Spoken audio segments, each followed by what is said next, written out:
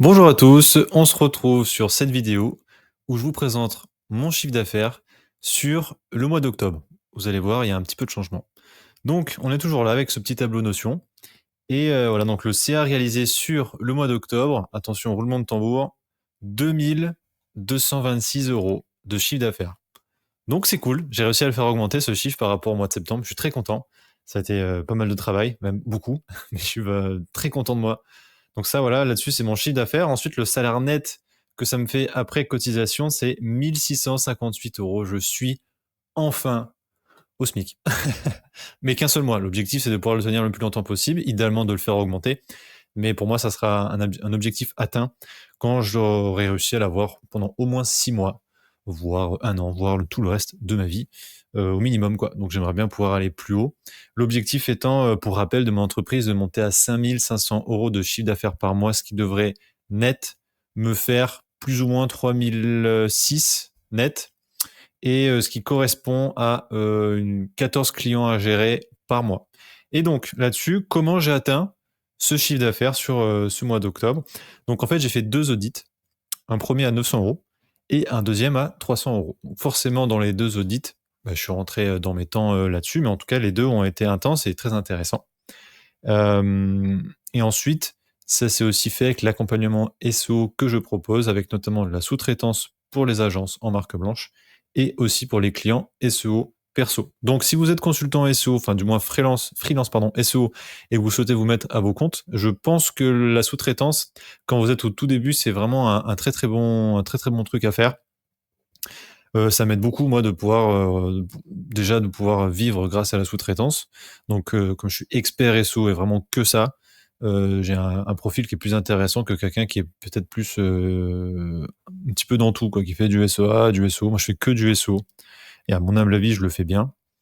Enfin, du moins, j'essaie de tout mettre en place pour que ça fonctionne bien avec mes clients. Et du coup, là, c'est ce que je vous conseille là-dessus. Si vous êtes aussi, vous, en train de vous demander comment faire pour faire lancer votre chiffre d'affaires, vraiment faites de la sous-traitance au début et après aussi, ayez vos propres clients. Comme ça, vous mettez pas tous vos œufs dans le même panier, comme on dit. Et du coup, ce que j'ai mis en place sur ce mois d'octobre, donc j'ai augmenté mon taux horaire de 30 € à 35 €.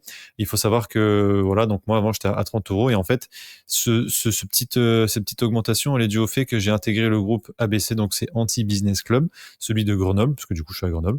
Et en fait, en discutant avec eux, j'ai réussi à avoir un petit peu ce déblocage psychologique d'augmenter mes prix. Alors, je sais que mes confrères et consoeurs consultants SEO sont à beaucoup plus. Quand on a son compte, c'est toujours bien difficile de augmenter ses prix. C'est souvent une bataille avec soi-même, de se dire bah ouais, en fait, je vaux tant, je vaux tant et tant, et on peut pas savoir combien on vaut si on n'a pas testé combien on vaut. C'est un peu spirituel. Et donc voilà, je me suis dit allez, je vais tester 35, et 35 ça passe en fait. 35 ça passe, donc généralement mes accompagnements, je les vends sur 10 heures, et donc du coup maintenant mon taux horaire c'est 35 quoi, et je me verrai pas redescendre en dessous. Donc c'est voilà, c'est un chemin, un voyage vraiment psychologique de l'acceptation de soi-même au niveau de son propre prix. C'est un peu spécial comme truc, mais voilà, en gros de se dire: «Je vaux tant» et je sais que je vaux tant, et surtout dans mon discours commercial quand je le dis, je suis pas en train de bégayer. Parce que je suis convaincu que quand on imaginons, voilà, dans votre tête, vous êtes persuadé que vous valez 30, mais vous voulez tester que vous valez 60, et ben, quand vous allez présenter 60, vous allez bégayer. Je sais pas comment l'expliquer, dans l'énergie que vous allez avoir, dans la façon de parler, dans la manière de voir les choses, et cetera. Ça va bloquer. Le prospect en face, il va se dire: j'ai bien compris que ça va pas le faire, et cetera. Et alors que du coup, si vous êtes matrixé vous-même en vous disant: "Je vaux 60", et vous êtes convaincu au plus profond de vous-même que vous valez 60 € de l'heure, par exemple, eh ben, le client en face, il aura 2 choix. Soit se dire: «OK, ce gars-là, cette personne-là, elle vaut 60 balles, il y a aucun doute». Ou alors elle se dit: «C'est trop cher», et après là, du coup, on rentre dans le discours commercial. On essaie de comprendre pourquoi c'est trop cher. Est-ce que c'est trop cher parce qu'il comprend pas votre valeur, enfin, ce que vous faites, enfin, et cetera, et cetera. La partie commerciale pure, quoi.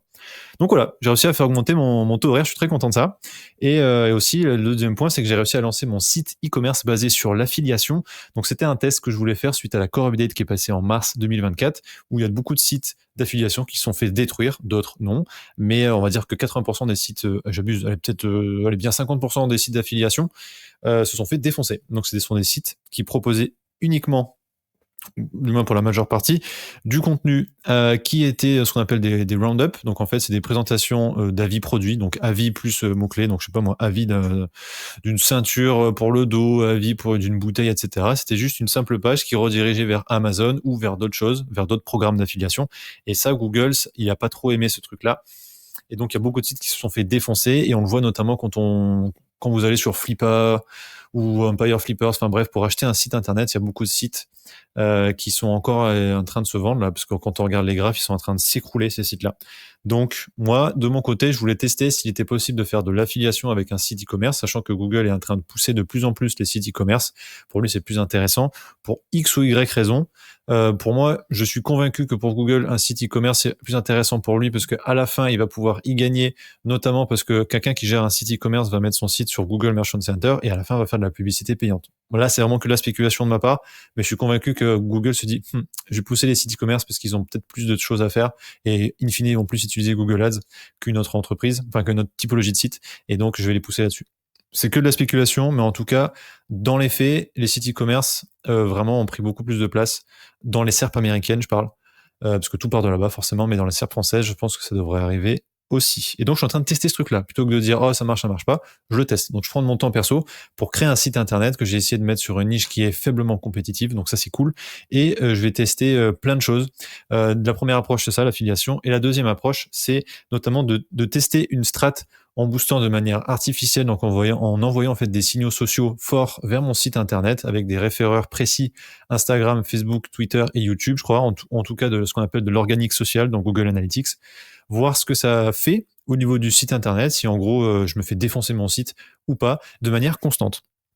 Ça, pour le faire, je passe par AutoHits, qui est un autosurfeur qui permet en fait de régler le référeur pour éviter d'avoir juste du trafic, du fake trafic claqué qui va juste détruire le site. Là, du coup, il fake des référeurs très précis, et en gros, je suis en train de tester une approche que j'ai lue dans une étude de cas, notamment d'un Américain qui disait que avant même de lancer des backlinks sur un site qui est tout neuf, donc vraiment qui a moins de 6 mois d'existence, il disait que c'était important d'avoir des signaux sociaux intéressants ou du moins relativement forts avant de lancer des backlinks pour que ça paraisse naturel aux yeux de Google. Et j'ai envie de tester cette approche-là, voir ce que ça donne en termes de positionnement là-dessus et voir comment mon site prend par la suite. Et donc après, je mettrai la partie backlinks en passant bien évidemment par Linkuma, qui est un très bon prestataire que je trouve vraiment excellent. J'ai de très bonnes relations avec eux et surtout de très bons résultats. C'est important.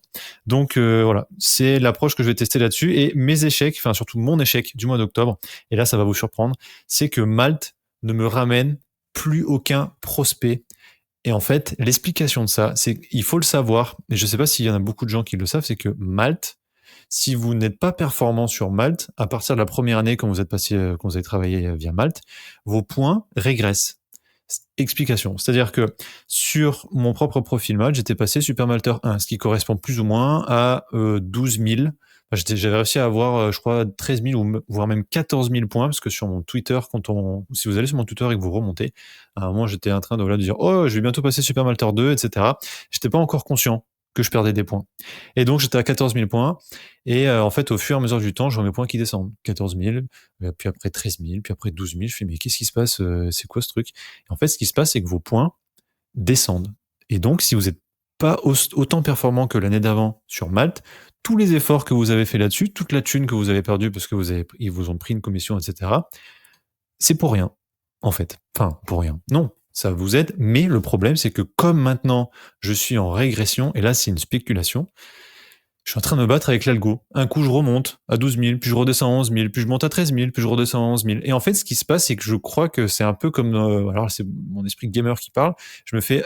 comment dire en anglais? Je me fais algorithmed. En gros, ce qui se passe, là, je suis en train de me battre contre l'algo, et je n'ai plus aucune visibilité. Plus rien. Plus de demandes. J'ai 1 à 2 demandes par mois, grand max, alors qu'avant, j'en avais par mois entre 10 et 15. Et le truc, c'est que je suis bien visible. Si vous allez sur Malte et vous tapez consultant SEO, normalement, je suis en première page, pas en première position, en première page. Audit SEO, pareil. Enfin bref, je suis censé avoir des demandes. Je n'en ai aucune.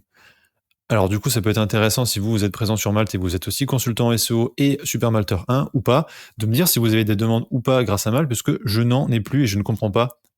Enfin, je pense que mon explication, c'est celle-ci, mais du coup, c'est quand même dommageable, et je pense que par la suite, notamment arrivé sur le mois de janvier 2025, je vais sortir de la plateforme parce que je me retrouve à dépenser enfin, à faire diminuer mon chiffre d'affaires parce qu'ils prennent quand même une com pour rien.